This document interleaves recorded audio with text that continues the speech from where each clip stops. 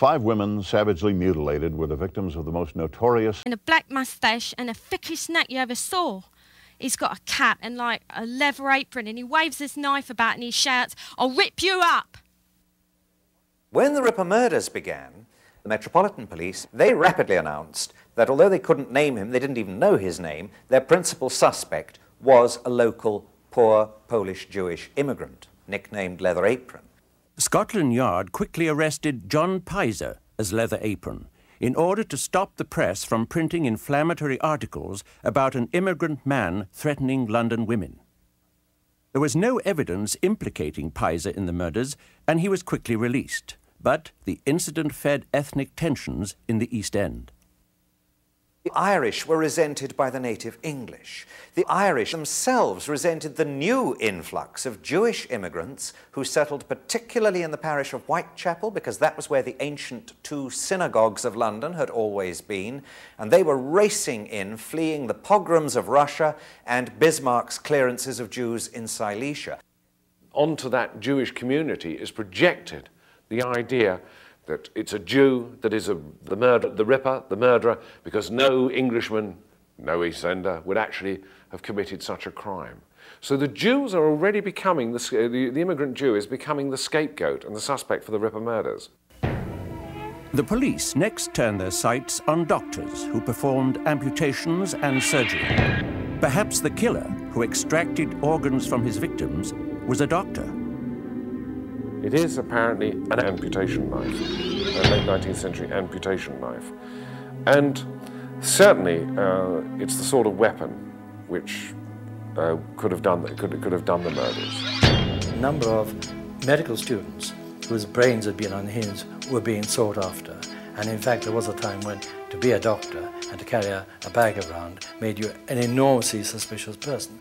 The idea that the Ripper was a doctor came from one and one only of the medics who examined the bodies. Dr. Baxter Phillips, after examining Annie Chapman's body, said this was the work of an expert. The abdomen had been entirely laid open. The intestines, severed from their mesenteric attachments, had been lifted out of the body and placed on the shoulder of the corpse, whilst the pelvis, the uterus, and its appendages had been entirely removed. Obviously the work of an expert, of one at least who had such knowledge of anatomical examinations as to be enabled to secure the pelvic organs with one sweep of the knife. The people at the top had the medical evidence surveyed by Dr. Bond of Westminster, a police surgeon they trusted implicitly, and Bond's full report on all the medical evidence in the case said no skill at all, not even the skill of a butcher.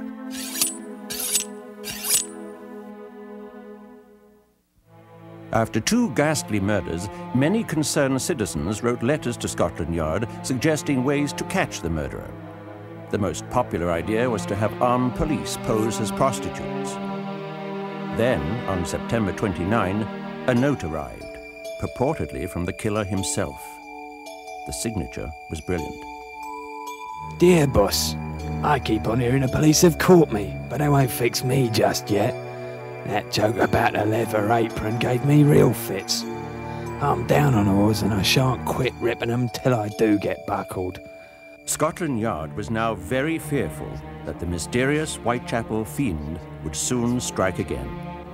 My knife's so nice and sharp, I want to get to work right away if I get the chance. Yours truly, Jack the Ripper. The name, Jack the Ripper. Probably invented by a journalist, certainly first appearing in the Dear Boss letter. But what a name for an undiscovered ghoul. Charles Warren, head of Scotland Yard, was under siege. The killer was still at large. His superiors were furious, and the public had no confidence in him. The radical press wanted him out. 1 square mile in the centre of London had its own police force. The City of London Police and its Commissioner, Major Henry Smith, were about to be drawn into the hunt for Jack the Ripper.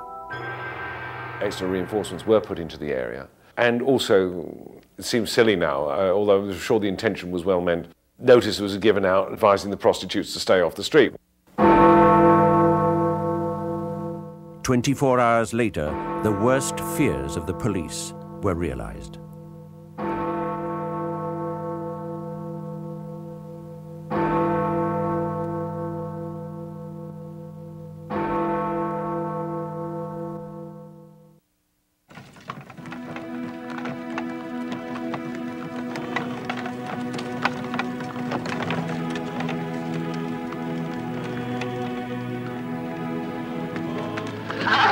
The first victim that night was Elizabeth Stride, nicknamed Long Liz. She had been seen hustling for trade up and down a little road called Berners Street in the East End during the evening from 11 p.m. Her body was found at about 1 o'clock in Dutfield's Yard, a little opening off Berners Street. Her throat had been cut, but she'd not been mutilated, and it is thought that the Ripper may have been frightened off by hearing Diemschutz's pony and trap approaching. Murderer slipped out from behind the gateway, headed west, and crossed the invisible boundary. No big wall or ditch to jump. He's just crossing from one side of the street to the other. Crosses from Scotland Yard territory into the city. It is there that he picks up the second prostitute on that night, a prostitute called Catherine Eddowes. Night, old cock.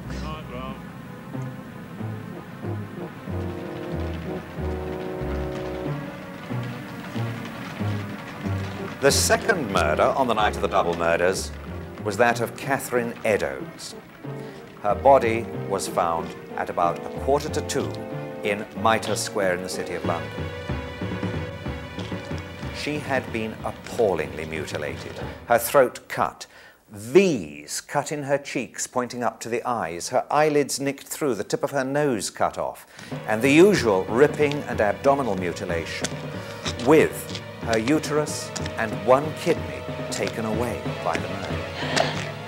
Now, nobody has seen or heard a thing. Not the policeman on the beat, the policeman and his family, in the house opposite, the night porter with the door partly open. They didn't actually have to see the square or be present on it, because Mitre Square had an echo on it. He's now killed once on Scotland Yard territory, Metropolitan Police territory. He's now killed once on City of London Police territory. So you've got search parties coming from both directions looking for him. And he's in between. I mean, he's very confident, he's very arrogant. Commissioner Smith of the London Police immediately assigned men to the case. He was not about to be criticised as incompetent and hopeless as press cartoons portrayed his counterpart, Sir Charles Warren. At the same time, 4,500 East End women who were concerned about brothels and raucous taverns in Whitechapel signed an impassioned letter to the Queen. Madam, we the women of East London feel horror at the dreadful sins that have been lately committed in our midst, and grief because of the shame that has fallen on our neighbourhood. We have learnt much of the lies of those of our sisters who have lost a firm hold on goodness and who are living sad and degraded lives. We would also beg that your Majesty will call on your servants in authority and bid them put the law which already exists in motion to close bad houses within whose walls such wickedness is done, and men and women ruined in body and soul. We are, Madam, your loyal and humble servants. There was a feeling that what happened to these women deserved to happen to them. The average Victorian regarded a prostitute as a gay woman. Now, they use the word gay not in the sense that we use it today as meaning homosexual. They use the word gay as meaning nymphomania. Prostitutes were all nymphomaniacs. That was why they were prostitutes. Therefore, they were on the streets for their pleasure. The fact that they were there out of sheer economic desperation and necessity is rarely considered. Therefore, they're on the streets for their pleasure. The wages of sin is death. Therefore, what happened to them? Deserved to happen. So why waste too much time over these women? It's another piece of street cleaning. After the murder of Catherine Eddowes, women in the West End feared for their lives.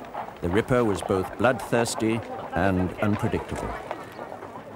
This was someone who was killing individuals, but was clearly sending a message to society generally, so that everyone begins to perceive him as talking to them directly. And that's, again, that's the change that happens. is when the killer suddenly realizes, I'm only killing one person at a time, but in a way